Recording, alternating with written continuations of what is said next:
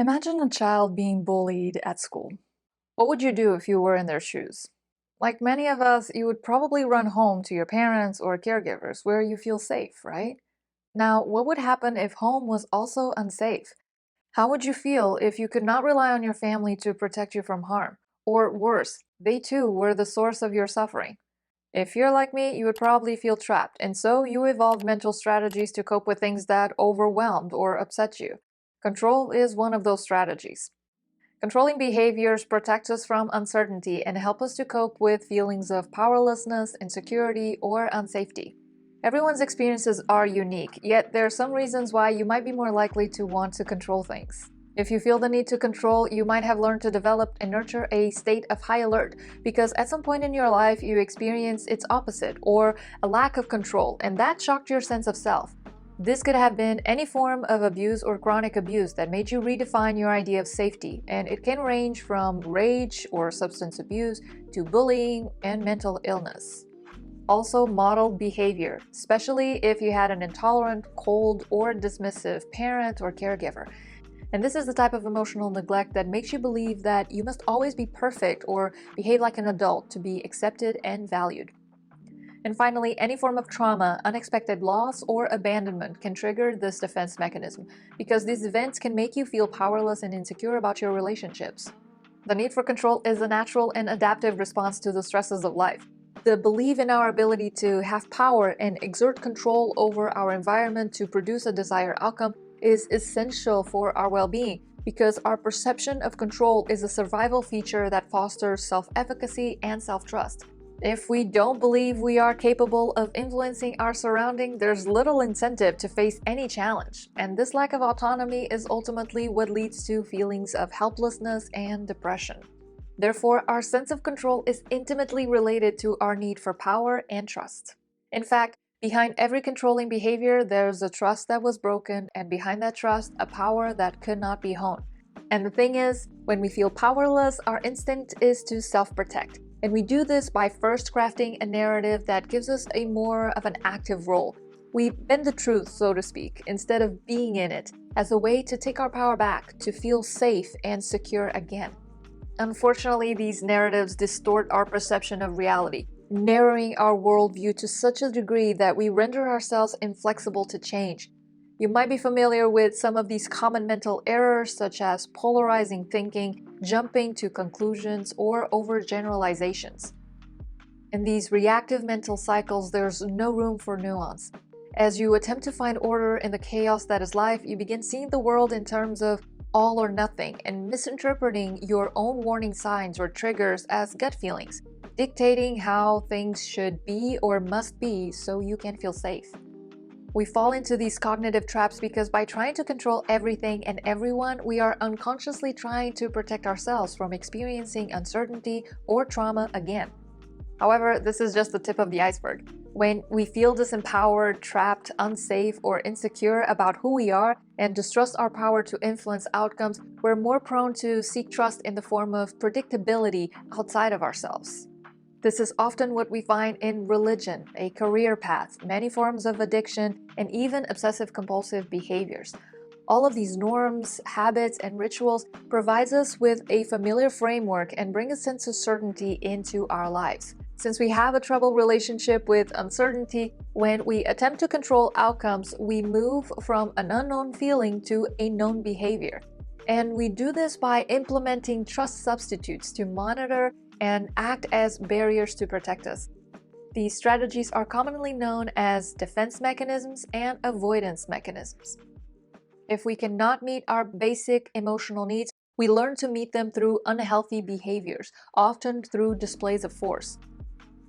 These defense strategies are not always expressed overtly and might seem to work for a while because they create this temporary illusion of certainty. But ultimately, they can destroy our relationships and make us feel less confident and more lonely than ever. So what are these controlling strategies we use to satisfy our needs for safety, agency, and belonging? The most surprisingly common form of control is the classic pour from an empty cup, aka people-pleasing. People-pleasing is a form of covert manipulation hidden behind a caring and easygoing attitude that disguises a deeper need to be accepted, to feel safe, and to belong. Please don't come for me over this statement. I've been there and I've done that. And it took me many cycles to finally heal that core wound. And here's what I've learned. People-pleasing or fawning is a trauma response that stems from emotional neglect. When we fawn, we go out of our ways to make others feel comfortable at the expense of our own needs, because we believe that to be loved, to feel safe and connected to others, we need to earn that love, safety, and connection. And we do so by trying to be what others want us to be, but in the hopes of avoiding the inevitable conflict that affirming our individuality entails, we nullify ourselves, our own voice, needs, boundaries, and desires. And that leads to resentment, it leads to codependency, to shame, guilt, and ultimately more open displays of force such as anger or passive-aggressive communication, because we don't really know who we are outside of others' frame. These feelings call our attention not to the uncertainty of our environment, but to the lack of awareness of our inner world. For instance, anger and fawning is a call to self-love. And if you're interested in integrating that lesson, check out our playlist on self-love for emotional health. Another very familiar expression of control is setting high expectations. And I mean so high you cannot possibly reach them, let alone others. We set a high bar because we tend to associate the unknown with danger, so having unrealistic expectations for something gives us the illusion of control, and that sense of agency is what equips us with the confidence to move through life. But there's a cost to it too. Nothing will ever be good enough. You will never be able to trust your partner to give you everything you need out of a romantic relationship, so you will experience chronic frustration. Your friends or colleagues cannot possibly meet your higher standards because they have lives too, and sometimes life gets in the way and it's no one's fault. And your impractical vision board or endless goals list are just more attempts to predict a future that does not yet exist, stopping you from truly living in the present where life is unfolding. Without realizing it, you're setting yourself up for chronic disappointment, conflict, and a lot of self-loathing. It's cruel and inhumane and boring, really, to plan your life this way, where everything is perfect and no one can fail you. The only way you can sustain this illusion is by adding more layers to it, more coping mechanisms such as criticizing others.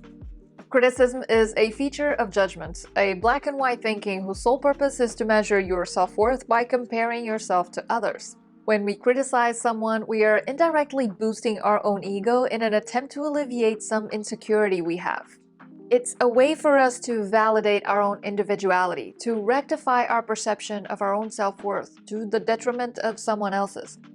By standing in a place of assumed superiority, we make a comparison between how reality is perceived and how we believe reality should be, according to our personal and societal norms, rules, and beliefs.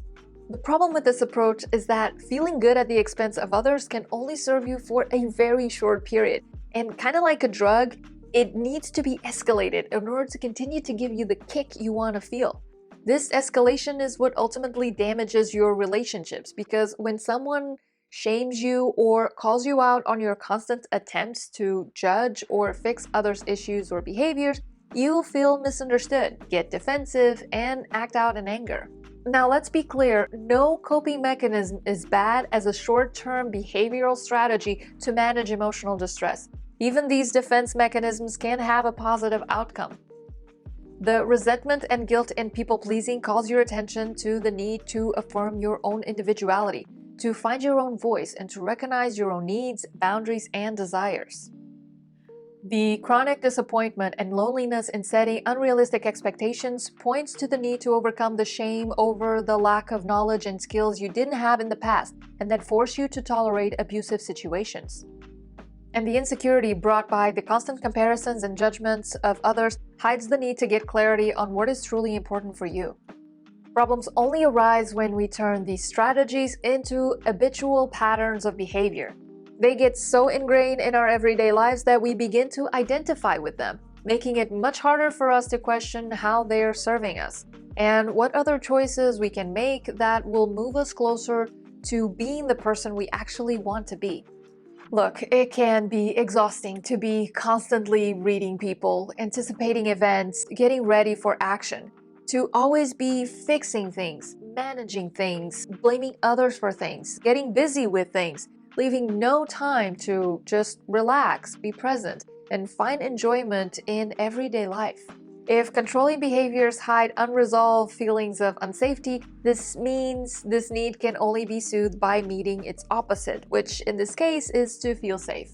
So once you recognize what circumstances in the present moment causes you to feel unsafe, the next step is to explore its patterns back to its roots. So ask yourself, how is this situation making me feel that it activates my need to control? What is the story that I'm telling myself to justify my behavior? Did I always behave this way? When did I learn this behavior? What emotions am I avoiding feeling?